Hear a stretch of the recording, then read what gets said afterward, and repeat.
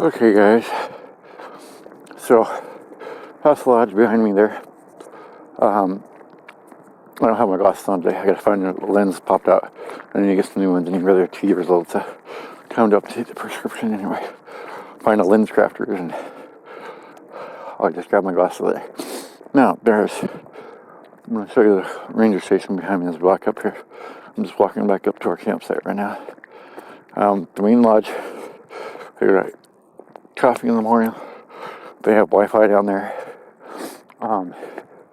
If you're traveling and you're using a mobile hotspot, what I suggest is get one of the camping spots that's up on one of the ridges. There's a sea loop, which is closed down right now, that's up on a ridge, the D campsites, and then we're over in the H section right now, and that actually has pretty decent coverage for my Verizon hotspot. Now I'm hopping and puffing because it's a little, see the ranger station in there, it's a little bit of a hill to come up here. If I were them and I were looking at things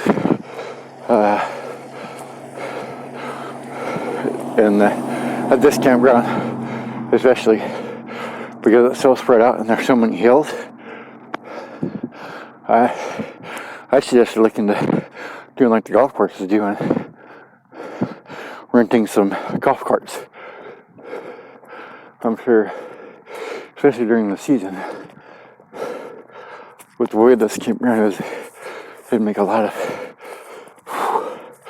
sorry for the breathing, it's a little bit of a hike. It's not too bad now. I found a different way down, but there's trails all over in here to walk. And right now I'm going to show you. Let me show you a little bit of Ben here. Now right now, I can't see. See a little bird over here dancing around. Little robin.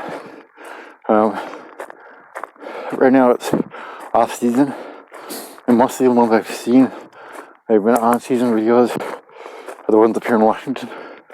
So this kind of gives you an idea if you become a member and you just want to stay around your area, especially up here, what's available in the off season. So, and what it's kind of like. So, taking this out to Amy, already having a coffee down there. So, we're gonna, I'll be taking Boo Boo and Lucky out later. They have a fenced-in dog park at this one, so that's really nice. They can get out and go around and rest and play for a little bit. Get all worn out, so when we get back to the campsite, they just go to sleep. But they've been loving it. I gotta tell you something funny, man, Boo Boo. I said, we're at the campground, Boo Boo, I told you. And he comes up and he starts just rubbing my face. Just so happy that we're on the road. So we may have a little struggles here at the very beginning, but you know what? Just seeing how happy he is, it makes it worth it. Now, on my way down, I saw one of these campsites, especially since it's here in a closed area, and one of the bins, there's some wood left over. So I'm going to go ahead and shut this off and grab that wood here, and then the video will pick back up as we're walking them to the dog park. So, see you guys in a bit. Okay, this is to show you our site. Getting the fire started here in the fire pit because I'm going to be doing some cooking. I want to show you how to cook without a pan, and that you can still use if you order the Thrive Life, thrivelife.com/mobilehomestead.rv. It'll be down there. If you order it, you'll be able to even eat great. And we're in the car right now. We'll be in a tent. We'll be in a tent for a little while until we can get to the place and get a pop-up trailer, which will probably be on the 16th. But just can't do it right now. But probably before we leave Washington in November, we'll have it. But just wanted to show you. Gonna get the fire going here. And I'm gonna make a little pot out of some tin foil, and we're gonna make. Yes, I know tin foil isn't. You're not supposed to use it. Blah blah blah blah. Okay, but I'm showing you what you can do if you have to in a situation where you might not have access to your pan and stuff. Like I said, the motorhome got towed, so we had to get pan and stuff again, but that's not a big deal. But I'm going to show you how to do this really quick. So I'm going to use this milk jug right here. And what I'm going to do is use the milk jug as a form.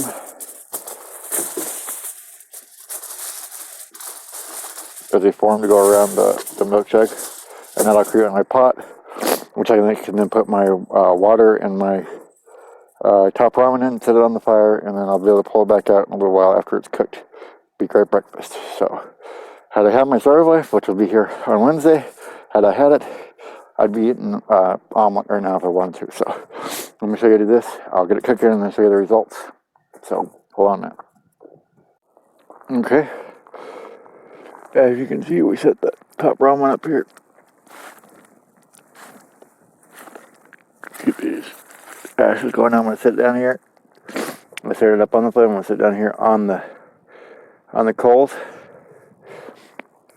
Let it cook for probably about 10 minutes or so. Get nice and soft. And then I'll show you from there what you do next.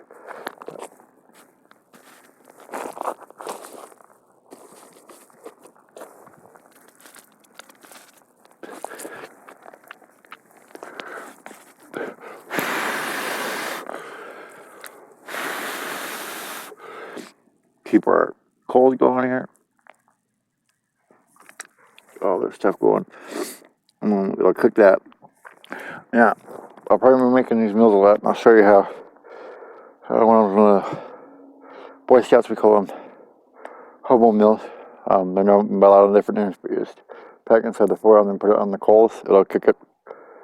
It's the best way to cook if you don't have it. So, anyway, that's our site.